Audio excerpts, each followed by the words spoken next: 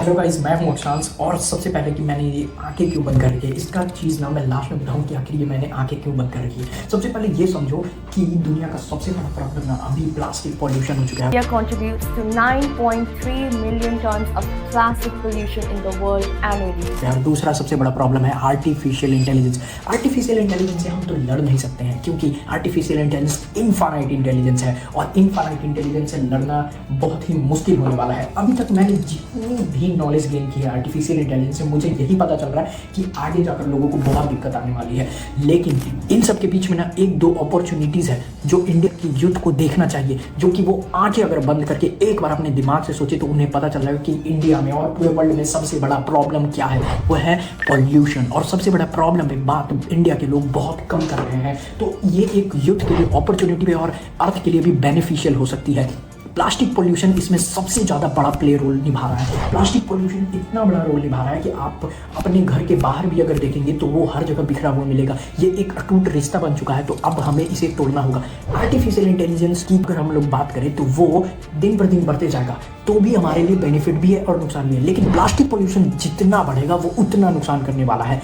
Company जो होती है वो प्लास्टिक में पैकेज करती है, अपना जो भी प्रॉफिट होता है उस प्रॉफिट के चक्कर में लो क्वालिटी प्लास्टिक यूज़ करती है, और यूज़ करने के बाद हम लोग उस प्लास्टिक्स को फेंक देते हैं। प्लास्टिक पोल्यूशन को हटाने के लिए ये एक बहुत ही शानदार बिजनेस हो सकता है, और ये बिजनेस से सिर्फ और सिर्फ हमारे अर्थ को ही फायदा होगा। हमें बहुत ही कम बेनिफिट्स मिलने वाले हैं, लेकिन फ्यूचर के लिए ये बहुत ही बेनिफिशियल होने वाला है और ये करना जरूरी है, बिकॉज प्लास्टिक पोल्यूशन दिन पर दिन बढ़ते जा रहे हैं।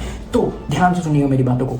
प्लास्टिक पोल्यूशन को हटाने के लिए बहुत सारी रिप्लेसमेंट है। बायोडिग्रेडेबल प्लास्टिक्स भी अवेलेबल है जो कि कॉर्न स्टार्च से बनते हैं, और बहुत सारे प्लास्टिक्स को रिप्लेस करने वाली चीज़ ऑलरेडी हमारे पास है, बट उन सबका कॉस्ट प्लास्टिक के मुकाबले महंगा है। इस कारण से हम लोग उसे यूज़ नहीं कर पा रहे हैं। अगर आप देखें ना तो पहले स्ट्रॉ आता था, स्ट्रॉ जो हम लोग प्लास्टिक का आता था, तो उसे रिप्लेस करने के लिए आजकल जो फ्रूटी होते हैं उसमें ना पेपर का बना हुआ स्ट्रॉ दे रहा है, तो वो एक अच्छा इन्हेंसमेंट है। लेकिन अभी भी हाथ में जो भी हम लोग कैरी बैग यूज़ कर रहे हैं वो पेपर का है, और पेपर का कैरी बैग उतना स्ट्रॉन्ग नहीं होता। इस कारण से अभी भी इंडियन मार्केट में प्लास्टिक का कैरी बैग अवेलेबल है।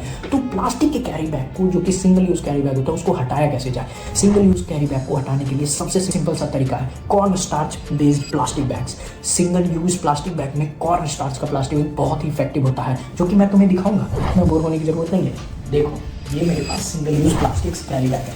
ये बहुत ही छोटा है, ठीक है, ये छोटा वाला है, और ये बहुत ही कम दिनों में, अराउंड 180 डेज में ये डिकम्पोज हो जाता है, जो कि प्लास्टिक जैसा फील भी आता है और बहुत अच्छा से टेम्परेचर भी होल्ड कर लेता है। अगर हम लोग इसमें लिक्विड रखें तो एक प्लास्टिक का सबसे अच्छा रिप्लेसमेंट है, बट इसका कॉस्ट काफ़ी ज़्यादा है एक सिंगल यूज़ प्लास्टिक जो हम लोग नॉर्मल यूज़ करते हैं ना उसके मुकाबले में। तो फिर इसे यूज़ करना सस्ता कैसे बनाया जाए। तो देखो, सिंगल यूज़ प्लास्टिक को अगर हम लोग यूज़ करवाना चाहते हैं मार्केट में, तो हमें एक कॉन्सेप्ट यूज़ करना हो, जिसका कॉन्सेप्ट है फ्री वाटर। मैंने ये कॉन्सेप्ट एक्चुअली फ्री वाटर से चुराया है। ये फ्री वाटर कॉन्सेप्ट वो लोग यूज़ कर रहे थे। हुआ क्या है इसमें ना कि जो प्लास्टिक के बॉटल्स आते थे उस पर जो लेबल हो रहे हैं, उस लेबल को एडवर्टाइजमेंट की तरह यूज़ करके उस प्लास्टिक बॉटल को फ्री किया जा रहा था। तो मैं भी यही करने वाला हूँ, ताकि इस चीज़ को मैं ज़्यादा से ज़्यादा लोगों तक पहुँचा सकूँ और इसे सस्ता कर सकूँ। तो मैंने क्या किया, ये जो प्लास्टिक कैरी बैग था ना, इसके मैंने लेबल्स लगाए कंपनीज की एडवर्टाइजमेंट की, जिससे मैं इसका कॉस्ट उस एडवर्टाइजमेंट करने वाली कंपनी से लूँगा, या फिर जो एडवर्टाइज कराएगा यहाँ पे उससे लूँगा। ठीक है, तो मैंने क्या किया, ये लगाया मैंने। अब आप देखिए ध्यान से, ये मैंने किया है उसके लिए। यहाँ पर कुछ फूड वाला चीज़ देख रहा है आपने, तो ये मैंने एक स्टिकर लगाया, और ये स्टिकर एक्चुअली क्या कर रहा है ना, यहाँ पर उसका एडवर्टाइजमेंट चल रहा है। जिस भी कंपनी का मैंने यहाँ पर एडवर्टाइजमेंट करूँगा उसका एडवर्टाइजमेंट चल रहा है। यहाँ पर एक छोटा सा सॉफ्ट लेवल का यहाँ पर एडवर्टाइजमेंट चल सकता है। एक मैंने यहाँ पर भी एडवर्टाइजमेंट है, बट इतना नहीं लगाऊंगा। अगर एक इनफ हो जाएगा तो मैं एक ही यूज़ करने वाला हूँ, बट इस प्लास्टिक का जो पैसा होगा, जो भी यहाँ पर एडवर्टाइज करेगा, मैं उससे लूँगा। तो इससे दो बेनिफिट होंगे। अभी भी जो प्लास्टिक का प्राइस था वो फ्री था, तो फ्री ही रहेगा। और अगर आप हमें सपोर्ट करते हो तो हम लोग बहुत बड़ी बड़ी कंपनियों से डील लेकर आएंगे और इस प्लास्टिक को हम लोग फ्री मार्केट में अवेलेबल करेंगे, और यहाँ पर plastic, single use plastic pollution को खत्म करेंगे। ठीक है, अगर आपको और भी डिटेल में जानना है तो आप मुझे मैसेज कर सकते हैं। और this is my first video on my YouTube channel. अब बात करते हैं कि मैंने आंखें क्यों बंद कर रखी। इसका एक्चुअल रीज़न ये है कि लोग आंखें खोल कर भी वो सच्चाई नहीं देख पा रहे, वो सच्चाई बोल नहीं पा रहे जितना वो आंखें बंद करके अपने दिमाग पे जोर डाल के कर सकते हैं। इसलिए मैं ये यूज़ कर रहा हूँ। एक्चुअली ये एक हुक पॉइंट भी है वीडियोज़ का, जिसे आप ये समझ पाएँ कि हाँ, आंखें बंद करके इतना चीज़ देखा जा सकता है। Bye bye.